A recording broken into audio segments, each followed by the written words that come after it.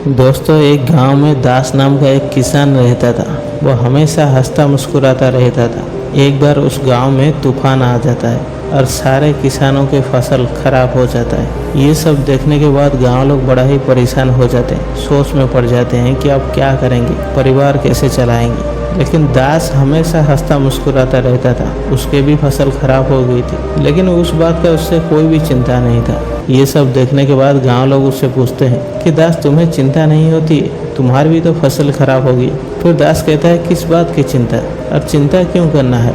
फिर गांव लोग कहते हैं, भाई हमें तो चिंता होती है, हमारे परिवार की चिंता होती है, हमारे माँ बाप की चिंता होती है, हमारे बच्चों की चिंता होती है, उनकी पढ़ाई के बारे में चिंता होती है, उनके भविष्य के बारे में सोच के चिंता होती है। क्या तुम्हें ये सब चिंता नहीं होती? फिर दास कहता है, नहीं, मैं ये सब चिंता नहीं करता हूँ। फिर गाँव लोग उससे पूछते हैं, इतना सब कुछ होने के बाद तुम खुश कैसे रहती हो? फिर दास कहता है कि खुश रहना एक कला है, इसे सीखना पड़ेगा। फिर गाँव लोग कहते हैं कि कैसे सीखा जा सकता है? दास कहता है, बिल्कुल सीखा जा सकता है। फिर गाँव लोग पूछते हैं, तो फिर तुम खुश कैसे रहते हो? इसका रहस्य क्या है? फिर दास अपनी कहानी सुनाता है और कहता है, एक बार मैं और मेरे पापा शहर में फसल बेचने के लिए बैलगाड़ी से जा रहे थे। जंगल का रास्ता था, इसलिए हमें जल्दी पहुंचना था और धीरे धीरे शाम भी हो रहा था। तभी हमारी बैलगाड़ी की पहिया मिट्टी में फंस जाती है। हम बाप बेटे जितने भी कोशिश करते हैं उसको निकाल नहीं पा रहे थे और धीरे धीरे रात हो रहा था और मुझे उस वक्त बहुत डर लग रहा था। और मेरे पापा कहते हैं कि तुम क्यों डर रहे हो, मैं तुम्हारे साथ हूँ ना। लेकिन उस जंगल का जो अजीब अजीब आवाज थी वो सुनकर मुझे बहुत ज्यादा डर लग रहा था। तभी मेरे पापा देखते हैं दूर से एक कुटिया है,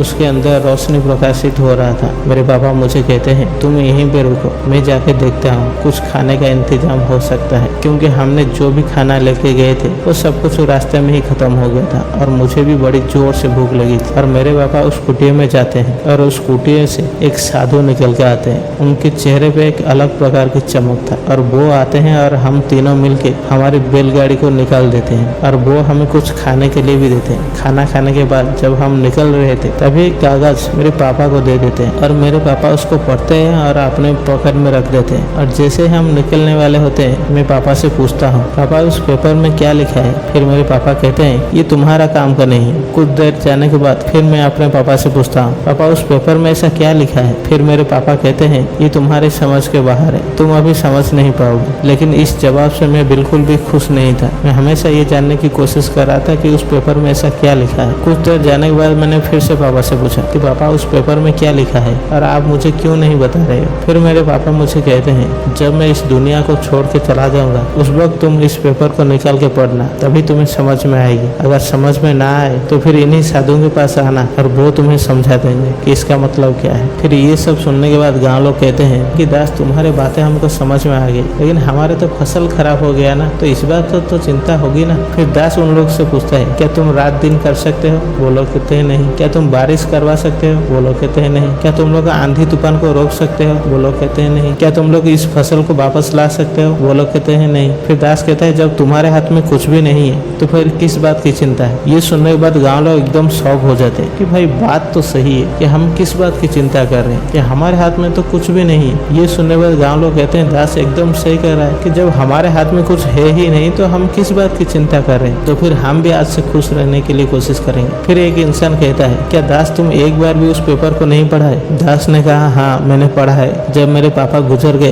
तो मैं बहुत अकेला हो गया था, बहुत ही डिप्रेशन में आ गया था। उस वक्त मैंने उस पेपर को निकाला और जब मैंने उस पेपर को पढ़ा तो मैं एकदम दंग रह गया। ये सुनने के बाद गाँव लोग कहते हैं, उसमें क्या लिखा था? फिर दास कहता है, उसमें लिखा था कि ये समय गुजर जाएगा। फिर गाँव लोग कहते हैं, ये समय गुजर जाएगा, इसका मतलब क्या है? फिर दास कहता है कि यही चीज तो मेरे को भी पहले समझ में नहीं आई थी और मैंने फिर से वही साधु के पास गया और उनसे पूछा कि इस पेपर में जो लिखा है इसका मतलब क्या है? उन्होंने मुझसे कहा कि ये समय गुजर जाएगा। मैंने कहा कि इसमें जो लिखा है मुझे पता है, आप बस इसका मतलब समझा दीजिए। फिर उन्होंने कहा कि ये समय गुजर जाएगा। ये सुनने के बाद मुझे बहुत ज्यादा गुस्सा आ गया और मैंने उनसे कहा, इसमें जो लिखा है वो पढ़ के मुझे मत सुनाइए, उसमें जो लिखा है उसका मतलब मुझे समझाइए। फिर वो कहते हैं कि तुम्हारे पापा अभी गुजर गए हैं, इस बात से तुम बहुत ही ज्यादा परेशानी हो, लेकिन हमेशा ये समय ऐसा ही नहीं रहेगा। आज जो तुम्हारी परेशानी है, आज जो ये समय है बेटा, ये भी एक दिन गुजर जाएगा, इसलिए तुम्हें ज्यादा चिंता करने की जरूरत नहीं है। जब मैंने ये बात समझी